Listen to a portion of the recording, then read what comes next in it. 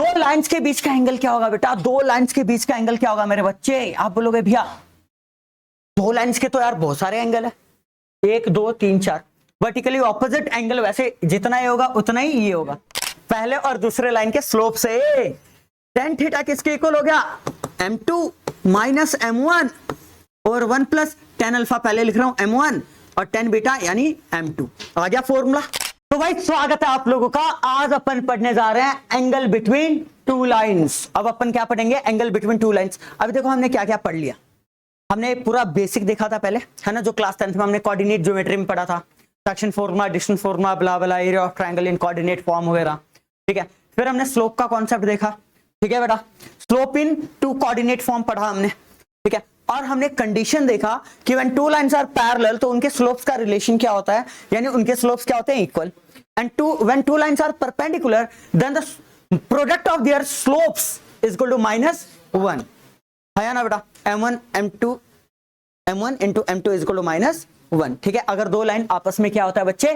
Perpendicular होता है तो ऐसा होता है, बिल्कुल ठीक, कोई दिक्कत वाली बातचीत नहीं है भैया। एंगल बिटवीन टू लाइंस हम निकाल सकते हैं, कोई इसका फॉर्मूला निकाल सकते हैं क्या इन स्लोप फॉर्म? तो आंसर है यस। यानी सपोज बेटा, सपोज ये हमारा मस्त कोऑर्डिनेट प्लेन है, this is our y axis, this is our x axis, है ना बच्चे, हैं? यहां ध्यान दीजिए, ये लाइन 1 है जिसे मैं L1 कह रहा हूं और इसका स्लोप m1 है। इसका स्लोप क्या है बेटा? m1। एंड सपोज ये एंगल कितना बना रहा है? ये एंगल बना रहा है अल्फा। क्या बना रहा है बेटा? अल्फा, ठीक है बेटा। दूसरा लाइन देखिए बच्चे, दूसरा लाइन, एक दूसरा लाइन है ऐसा, ये वाला, ये लाइन क्या है हमारा? 2, दिस इज L2 और इसका स्लोप क्या है जल्दी बताओ? इसका स्लोप क्या है? m2 और ये एंगल कितना बना रहा है? बीटा। तो एक्चुअली मैं बताऊं m1 किसके इक्वल हो जाएगा? tan अल्फा के।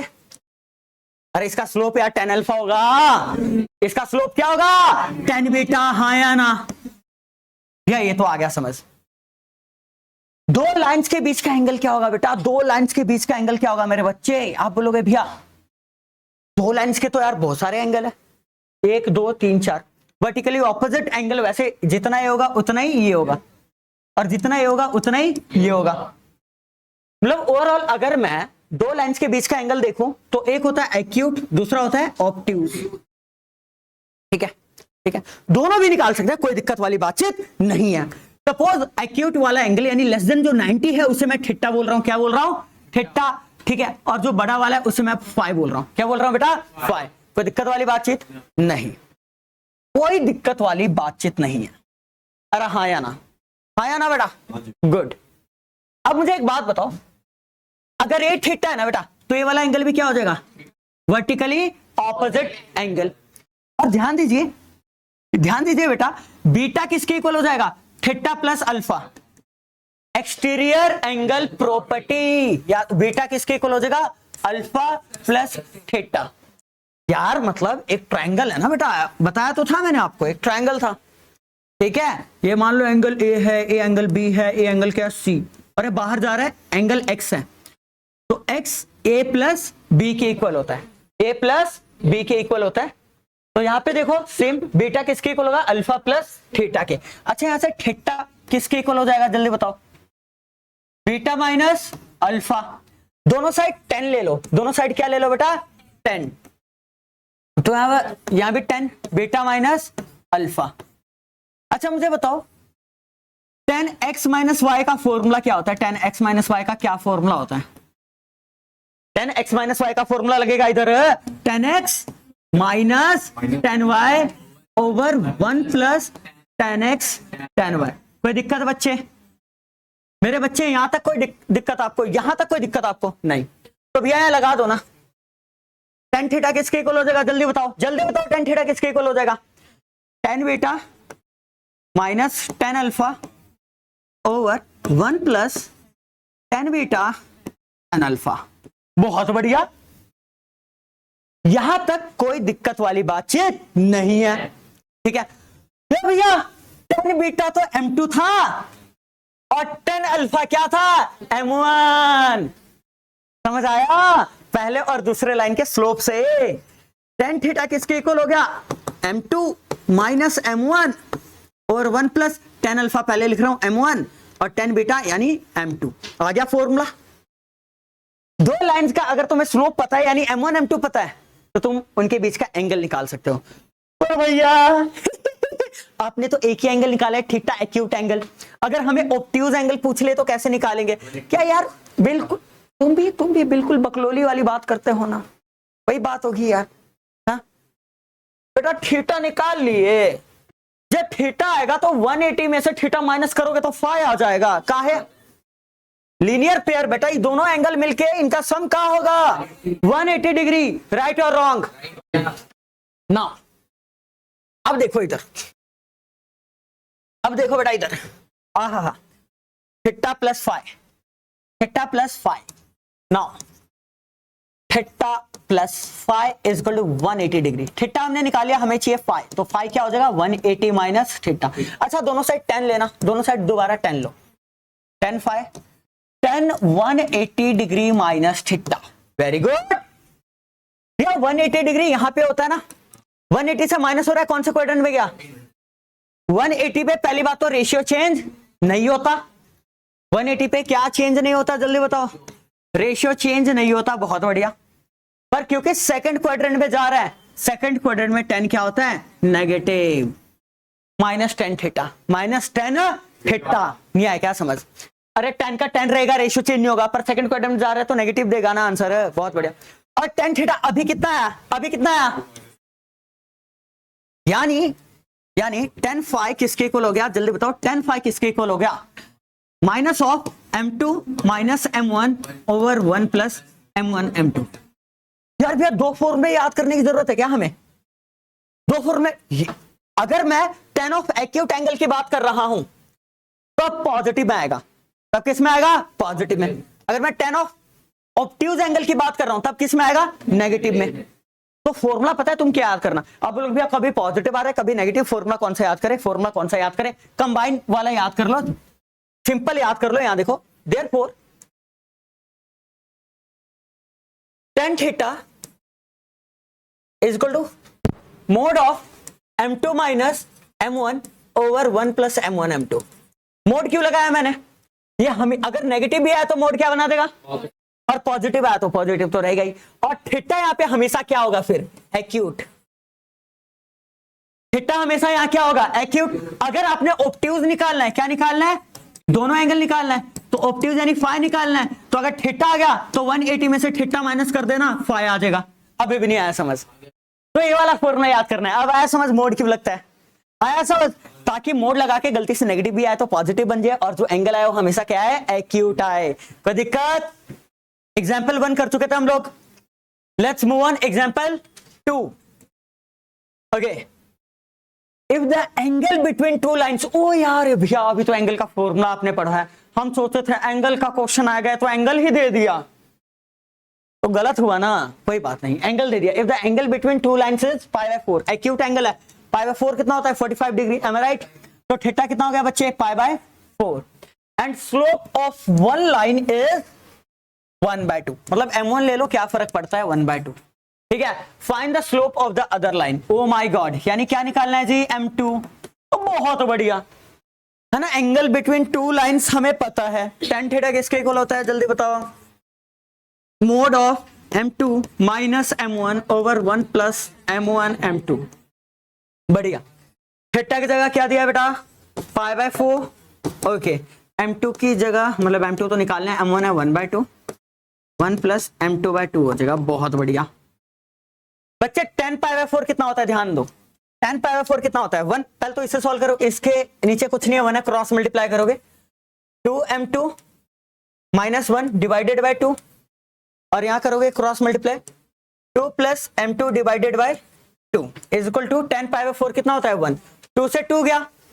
भाई एक चीज मैं आपको बताना चाहता हूं, एक चीज सेकंड चैप्टर याद है भाई, फंक्शंस वाला याद है कि अगर मोड ऑफ x के इक्वल है तो जब आप मोड खोलते हो तो प्लस माइनस क्या आता है, एक बारी प्लस एक बारी माइनस। हाया ना, हाया ना बेटा, हाँ, यानी mode of 2m2 minus 1 divided by 2 plus m2 किसके इक्वल है जल्दी बताओ, 1 के।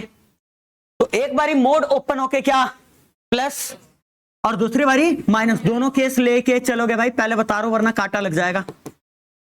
एक बारी +1 के इक्वल और सेम चीज एक बारी 2m2 minus 1 over 2 plus m2 इसके इक्वल हो गया बेटा -1 के। बहुत बढ़िया, ये गया 2m2 माइनस 1 2 प्लस m2 और यहां से आ जाएगा m2 3 आ गया। सॉल्व कर लो, कितना आ गया 3, बिल्कुल ठीक। यहां देखते हैं 2m2 -1 से मल्टीप्लाई होगा -2 माइनस m2, तो यहाँ के प्लस होगा, यहाँ के अगर प्लस होगा तो 3m2 हो जाएगा और वहां जाके -1, यानी m2 क्या हो जाएगा -1/3। ओके यार भैया कौन सा आंसर एक्सेप्टेबल है और कौन सा रिजेक्टेबल है? बड़ा दोनों ही एक्सेप्टेबल है। अब बोलोगे एक सिंगल लाइन के दो अलग अलग स्लोप कैसे हो सकते हैं? एक ही लाइन का स्लोप 3 है और उसी लाइन का स्लोप -1/3 है, बिल्कुल ठीक।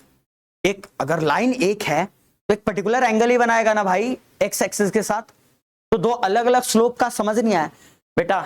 क्वेश्चन ये नहीं है कि एक ही लाइन है, क्वेश्चन है कि एक ऐसा लाइन जो जिसका स्लोप हाफ है उसके साथ π/4 बनाता है, और दो ऐसे लाइन पॉसिबल होंगे। मैं बताता हूं आपको, मान लो एक लाइन है, इसका स्लोप यानी m1 कितना दिया था हाफ, m1 कितना दिया था हाफ। तो एक लाइन ऐसा हो सकता है कि एक लाइन, चलो ठीक है भैया ये लाइन है और एंगल कितना बना, ए लाइन L1 है जितना जो एंगल बना रहे हैं π/4। एक और लाइन पॉसिबल है जो π/4 बना सकता है, पता आपको? इसके साथ एक और लाइन पॉसिबल है, इसको थोड़ा आगे ले जाऊं, एक और लाइन पॉसिबल है, सॉरी यहां भी तो बन सकता है कितना π/4। इन दो व्हाइट और ग्रीन लाइन के बीच का भी क्या π/4, ठीक है। ब्लू और ग्रीन लाइन के बीच का भी कितना, ये लाइन L2 है और इसका ए कितना एंगल बना रहा है ग्रेटर देन 90, इसका स्लोप डेफिनेटली नेगेटिव में आएगा और इसका पॉजिटिव में, इसलिए ऐसा हुआ है, एक पॉजिटिव तो दूसरा नेगेटिव। यानी दो ऐसे लाइन पॉसिबल है जो सिंगल लाइन के साथ सेम एंगल बनाए। वैसे तो यार बहुत यार यहां देखो, ऐसे तो बहुत सारी लाइन पॉसिबल है। आप बोलोगे भैया ये लाइन है, ये लाइन है, ठीक है, इसके साथ π/4 बनाने वाला ये है, तो इसके पैरेलल खींच दो, ये भी है, ये π/4 बनेगा, ये भी π/4 बनेगा, ये भी π/4 बनेगा। पर बेटा इनके सबके स्लोप इक्वल होने चाहिए थे क्योंकि ये पैरेलल लाइंस है। पर अगर स्लोप इक्वल आया मतलब दो लाइंस पॉसिबल है जो एक गिवन लाइन के साथ सेम एंगल बनाए, ठीक है। तो देखो व्हाइट वाला गिवन लाइन था, तो एक लाइन π/4 बना रहा है, दूसरा भी π/4 बना सकता है दूसरे एंगल से। देखो ओ शिट, गिवन हमें व्हाइट वाला था ना, गिवन व्हाइट वाला था, ये तो हक दिया मैंने बिल्कुल यार, और किसी ने बताया भी नहीं। सॉरी बेटा, सॉरी मेरे बच्चे, मैंने ग्रीन वाले को अज्यूम कर लिया था, इट्स ओके। व्हाइट वाला गिवन था ना, व्हाइट वाला गिवन था, तो व्हाइट वाले के साथ भी पॉसिबल है एक लाइन। ये देखो क्या पता ये वाला एंगल क्या हो π/4 और लाइन 2 है और ये लाइन 1 था। लाइन 1 भी व्हाइट वाले के साथ π/4 बना रहा है और लाइन 2 भी व्हाइट वाले के साथ क्या बना रहा है π/4। नहीं आया क्या समझ? तो अगर देखो, अगर ग्रीन वाले का स्लोप पॉजिटिव आएगा तो भाई ब्लू वाले का डेफिनेटली क्या आएगा नेगेटिव। तो थोड़ा और अच्छे से बनाने की कोशिश करें हम इसे।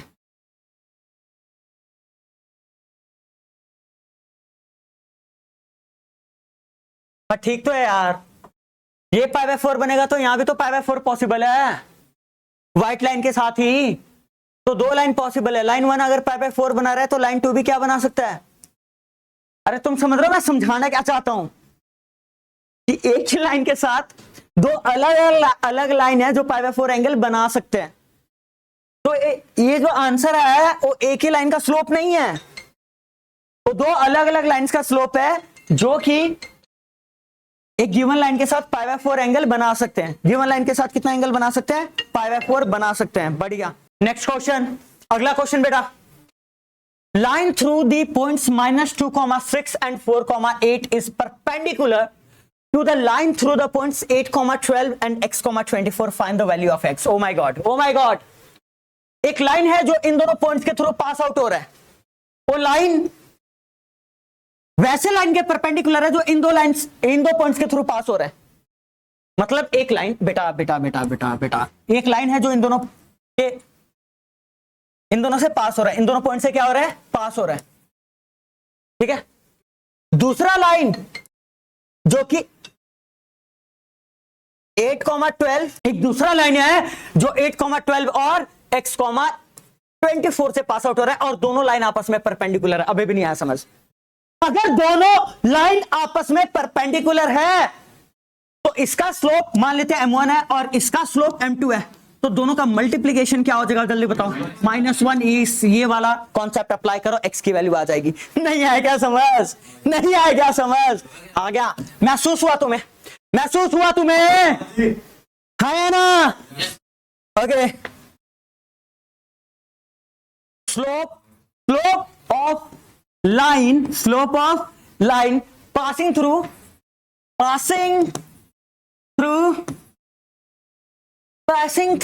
-3,6 and 4,8। अरे कोऑर्डिनेट फॉर्म पता है, 2 पॉइंट फॉर्म पता है स्लोप का, 2 पॉइंट फॉर्म पता है। अच्छा, इसके स्लोप को मैं m1 क्या लूं, और एक किसके इक्वल होता है, जल्दी बताओ। y2 - y1 और x2 - x1, हाँ या ना? हाँ भाई, ये x1 y1, ये x2 y2। y2 कितना रहा हुआ, 8 - 6 4, -2, माइनस ऑफ -2 क्या हो जाएगा, +2। राइट और रॉन्ग? राइट। 2/6 कितना आ गया बेटा, 1/3। अब देखो, slope of line passing through कौन कौन से, 8,12 एंड x,24। राइट और रॉन्ग? इसके स्लोप को अपन m2 कह देते हैं। क्या कह देते हैं, m2। आहा मजा आ गया।